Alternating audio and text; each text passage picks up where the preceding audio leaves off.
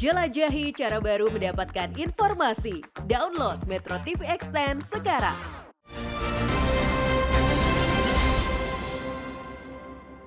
Dipersembahkan oleh saya sampai hari ini tidak pernah merasa melanggar hukum.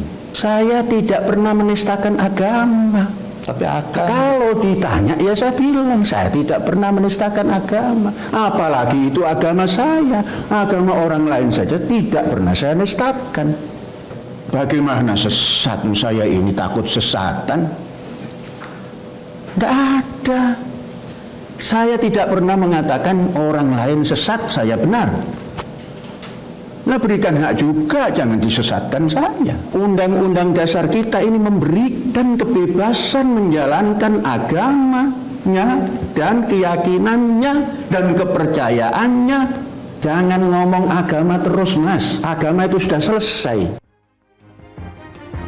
Baik, Bang Halil, saya kembali kepada Anda. Kalau tadi Panji Gumilang mengatakan Undang-Undang Dasar kita membebaskan untuk menjalankan agama, keyakinan, dan kepercayaan. Tapi sebagian menilai bahwa apa yang dilakukan Panji itu bisa menimbulkan keresahan, kegaduhan, permusuhan, kebencian. Bagaimana, Bang Halil? Ya, itu yang selalu dipakai untuk dasar penggunaan pasal penodaan agama. Karena kalau sebenarnya kita kembali ke Undang-Undang Dasar, di pasal 29 ayat 2 kan tegas, negara menjamin kemerdekaan tiap-tiap penduduk untuk memeluk agamanya masing-masing dan beribadah menurut agama dan kepercayaannya itu. Bukan hanya memeluk agama yang dijamin secara perorangan oleh konstitusi, bahkan beribadah sekalipun. Maka kalau ada dispute di wilayah-wilayah publik yang berkaitan dengan tafsir atau pembaruan, cara pandang baru, silakan ormas-ormas, tokoh-tokoh agama, silakan berdiskusi di wilayah itu. Jadi menempuh jalur tabayun begitu ya? Daripada kemudian seakan-akan menggunakan penegakan hukum penodaan agama dan kemudian dipakai buat memberantas, menghabisi, mengkriminalisasi, mendiskriminasi, mengeksklusi yang baru-baru itu. Saya kira itu wilayahnya. Dan kalau kita rujuk misalnya, secara universal, internasional, Komisi Tinggi HAM PBB itu sudah mendorong negara-negara anggotanya yang demokratis untuk menghapus pasal penodaan agama. Dan itu saya kira berlaku juga untuk Indonesia sebagai bagian dari anggota negara-negara beradab. perbedaan pendapat itu sah, tetapi yang tidak boleh itu adalah penyimpangan. Itu harus diamputasi. Karena kalau penyimpangan dibiarkan, itu akan membangun satu produk yang namanya kegaduhan yang berekskalasi luas, dan ini gagal setara di situ ngawal kalau sampai kayak gitu. Setara itu justru harus berfungsi mengamankan semua kepentingan negara dan masyarakat ikut serta di dalamnya. Jadi kalau orang berpendapat sebebas-bebasnya, tidak ada koridor, tidak ada batasan, yang terjadi gaduh. Dan bernegara itu yang tidak boleh berkonstitusi, negara hadir di sana bagian dari berhukum untuk gitu. mengurai, Jadi untuk mengurai jangan sampai kegaduhan itu berekskalasi luas. Nih, justru kalau menurut kita ya bahwa kegaduhan ini diawali oleh oleh tanggapan-tanggapan, persepsi-persepsi di luar sana. Kalau nggak ada pernyataan yang menggaduhkan, apa ada reaksi? Awal pertama kali muncul video-video kan udah terjadi di 2016 yang lalu, dan itu aman-aman aja sampai hari ini. Ya, kan? karena Jadi mungkin belum menurut saya juga pers juga berkontribusi. Ya kan, ini bisa dibilang trial by the press. Jadi kegaduhan ini muncul karena ada tanggapan misalnya satu poin yang coba kita ini. Betul. Nuansa politiknya kuat sekali. Misalnya ya ada poin dalam tanda petik kesesatan Panji Gumilang yang dituduhkan karena dia menyebut Indonesia tanah yang suci. Itu bunyi. Jangan mengatakan Anda bukan wilayah yang setara. Sesat atau tidak itu wilayahnya agama. Nah, biarkan nanti prosesnya dibuka di pengadilan. Benar. Maksud saya prosesnya dibuka di pengadilan. Ini kan udah proses hukum. Di pers itu kan di pengadilan. Beredar itu seakan-akan ini yang mau saya luruskan sebagai bagian dari pendidikan publik. Indonesia tanah suci itu bunyi stansa ketiga Indonesia Raya. Itu poinnya. Jadi tapi mungkin bukan yang itu yang disesat. Tapi statement itu sebenarnya diucapkan bukan untuk ke publik juga. Itu diucapkan kalau ke pengikutnya NII, Pak. Itu Masjid Rahmatan itu beneran itu dijadiin Ka'bah oleh mereka. Enggak, maksud saya bukan nilai itu. Saya ingin merujuk pada misalnya kasus statement idealnya. Kepala BNPT. Jenderal Niko itu mengatakan bahwa soal NII kita tidak bisa menghakimi sejarah di konteks Al-Zaitun. Maka dalam konteks itu sebenarnya ya Al-Zaitun itu dalam perkembangan kontemporer mestinya ditempatkan sebagai bagian dari proyek deradikalisasi dan itu menunjukkan keberhasilan sebenarnya dalam konteks itu. Kalau kita mau bicara jujur ya, berkaitan dengan bagaimana berkembangnya NII di sana. Dikatakan berhasil tapi masih berjalan programnya, gimana coba? Ini juga saya bacakan ya sebentar ya. Ini ada info terbaru bahwa, BNPT itu negara. Programnya itu masih berjalan. Assalamualaikum, bismillah sahabat-sahabat, pelunasan Jammas Juli 2023 masih diberikan waktu pelunasan sampai hari ini yang akan kita selesaikan sesuai hasil bulan Juni 2023. As-Sabik masih kurang 9.800.000. Ayo sahabat, kita perjuangkan bersama, kita bela program dan pimpinan kita yang sekarang sedang dipanggil Bareskrim. Siapa coba yang dipanggil Bareskrim? Kita dukung dengan pelunasan program Jammas. Berarti Mbak Leni, Anda intinya berjalan. ingin mengatakan bahwa Anda sebagai mantan orang dalam itu memang merasakan yang namanya penyimpangan, penodaan agama itu Anda merasakan dan mengalami sendiri? Iya, fatal kan dong, dinikahkan tanpa wali gitu, padahal bapaknya masih ada. Gitu. Jadi ini bukan hanya sekedar perbedaan cara beragama, cara berkeyakinan. Itu sudah berlangsung lama dan ini harus diusut gitu loh, harus dituntaskan sampai ke akarnya. Itu pintu supaya masuk buahnya yang itu mestinya negara lakukan. Gitu. Mestinya negara lakukan. Fokuslah di situ, buatlah laporan Kalau tentang memang itu. ada tindak pidana yang lain. sedang dikerjakan, Pak. Mentersangkakan orang, ya kan, secara media sosial, tapi secara hukumnya belum tersangka. Kan sudah melalui penistaan agama ini kan sudah dilakukan prosesnya melalui. Iya, maksud saya Dari situ sekarang, berangkat sekarang ini, jangan dulu divonis dia bersalah. Sebelum hukum ini berjalan. Oh, tidak Pak, itu Maksud kan Pak Dodi tidak ada difonis. framing kepada Panji Gumilang Tapi ya? media sosial kan selalu Begini Mbak lebih Zulfia, dulu. ini kan yang namanya hukum kita itu kan presumption of innocence. Ini bagian dari proses dan tadi disampaikan oleh Pak sedang Habib, berjalan. ya, tidak berakhir di sini. Masih banyak upaya-upaya hukum dan setelah ini pun masih ada proses yang namanya pelimpahan. Tapi kan kekosongan dan hukumnya seterusnya. ini, Pak, kekosongan hukumnya ini kan ada bahwa keadilan hari ini adalah keadilan netizen.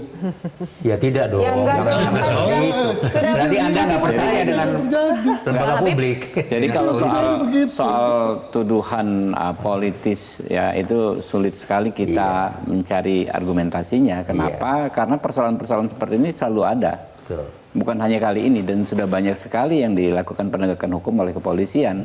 Nggak ada kaitannya juga akhirnya dengan politik ya, terbukti Mossadegh, Ahmad Mossadegh, Alia Edan, apalagi Muhammad macam-macam Sudah bisa dibuktikan. itu sudah semua bisa terbukti. Tapi Karena kan kan itu jelas, perangkatnya Pak. ada. Ini kan dulu bentar.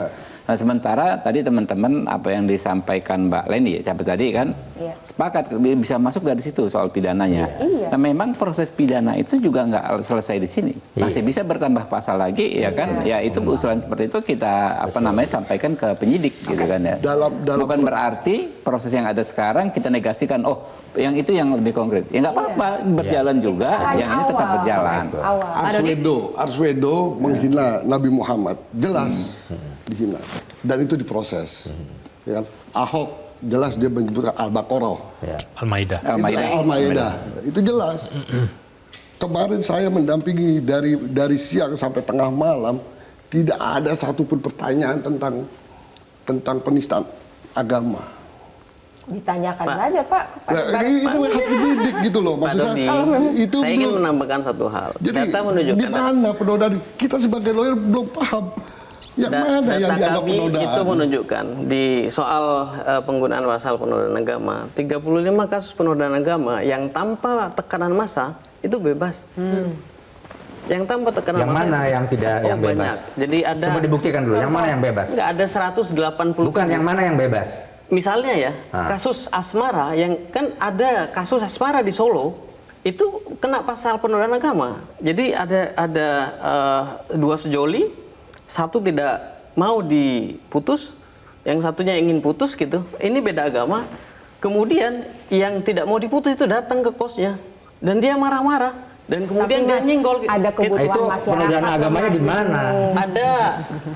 Itu setara nggak boleh menghakimi itu penodaan agama. Maksudnya Bukan belum menghakimi tentu penodaan dibebaskan. agama itu adalah ulama. Itu dilaporkan oleh orang tua si korban. Jadi marah-marah, senggol, Al-Quran jatuh sobek. Iya. Kemudian dilaporkan penodaan agama. Oke. Tapi karena tidak ada tekanan massa, Nah, bebas Jadi saja. parameternya Iya, mungkin maksudnya kan nggak itu. bebasnya belum Kebetulan tentu aja karena nggak ada tidak ada tekanan tekanan massa, massa. tapi mungkin Tapi buktinya begini, nggak Bang ada dan Habib, nggak ada begini, fatwa dari saya clearkan dulu. 35. Pertanyaannya, Bang 35 Habib, kasus. Ya, sebetulnya yang berwenang untuk menentukan ini sesat atau tidak, menyimpang atau tidak, siapa? MUI kalau Islam. Yaitu MUI. pandangan keagamaan. Pandangan Dan keagamaan. yang keliru itu kan sebenarnya aparat penegak hukum.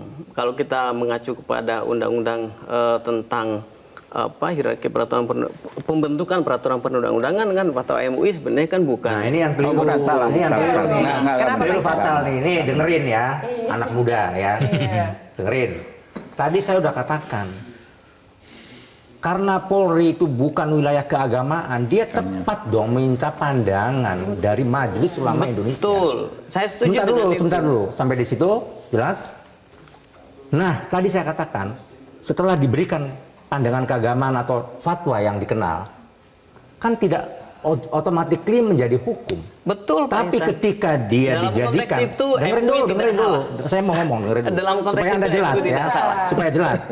Ketika dia kemudian menjadi pro justisia sebagai alat bukti, itu baru hukum. Oke. Jadi gini, Nah, itu. ya begitu juga misalnya kasus ujaran, Ya. ujaran menilai ujaran orang. Betul. Polisi panggil ahli bahasa, Ya. ahli komunikasi, Ya. ya ahli budaya Ya. untuk memperkaya, Iya. ya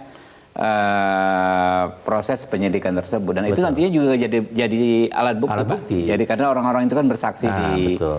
penyidikan, di persidangan. Oke. Ya. Jadi fatwa MUI memang bukan satu-satunya, begitu kan ya? Ya. Dan Oke. tidak perlu masuk dalam tata perundangan juga memang. Kita juga tidak ingin dimasukkan dalam tata Yang perundangan. keliru aparatnya, Tetapi menurut kemudian Yang keliru aparatnya, Nggak, oke. nggak, tidak akan keliru. Kita biarkan saja pendapatnya seperti itu. Tapi Justru begini, aparat menilai Aparat sesuatu dengan bertanya kepada orang yang ahlinya. Ahlinya, nggak Kalau keliru. misalnya ada soal dua ujaran. pasal lain ya, selain pasal penodaan Ya, agama, ya. saya ingin bahas. Ada pasal 45 ayat 2, mungkin ITE. bisa ditampilkan Ya, ya, itu grafisnya biar menyebarkan kebencian. pemirsa lebih mengerti lagi. Pasal 45A Informasi ayat 2, berdasarkan junto punya. pasal 28 ayat 2 Undang-Undang ITE. Itu soal menyebarkan informasi untuk menimbulkan kebencian, permusuhan berdasarkan sara. Kemudian ada juga pasal 14 Undang-Undang Peraturan Hukum Pidana soal larangan menyebarkan berita bohong. Kalau menurut Setara, dua pasal yang lain sudah tepat, tidak ada masalah kalau dua pasal ini yang dikenakan kepada Panji selain penodaan agamanya? Undang-undang ITE juga problematik sebenarnya kalau kita lihat tren. Jadi yang tadi saya sebut 187 kasus itu combine tuh, ada yang pasal 156A gitu ya, KUHP, ada yang ITE. Jadi PNPS 165 itu dan Undang-Undang ITE sama-sama berkontribusi bagi melonjaknya angka penodaan agama, kasus penodaan agama di 2 periode terakhir saya kira. Ini dua pasal yang paling Dan berkontribusi. faktanya di dalam Al Zaitun Movie dan Al Zaitun Official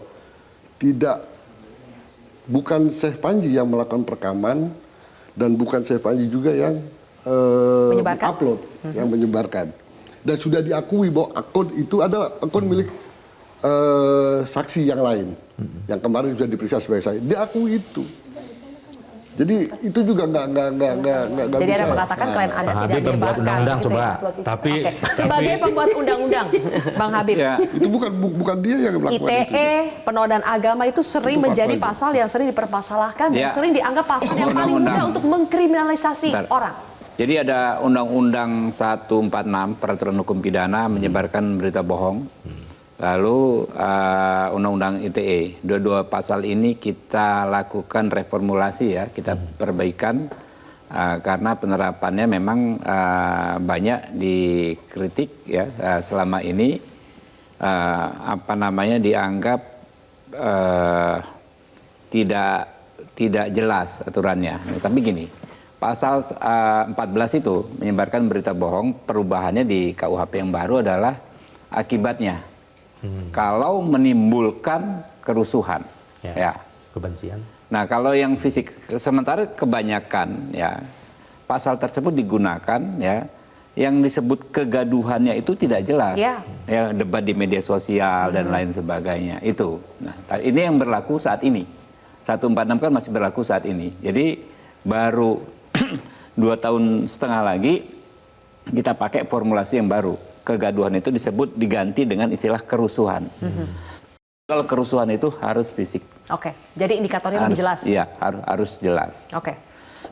Kalau itu diterapkan sekarang ya kita nggak bisa nggak bisa mengelak ya. Oke. Karena memang masih berlaku. Oke. Selain 3 pasal itu, Panji Gumilang ini menghadapi juga berbagai laporan-laporan lainnya dan ada kasus dugaan tindak pidana lain yang sedang diselidiki seperti TPPU, kemudian penyalahgunaan dana BOS, zakat, pemalsuan dokumen dan sebagainya. Nanti kita akan bahas termasuk bagaimana nasib para santri di Al Zaitun sesaat lagi pemirsa.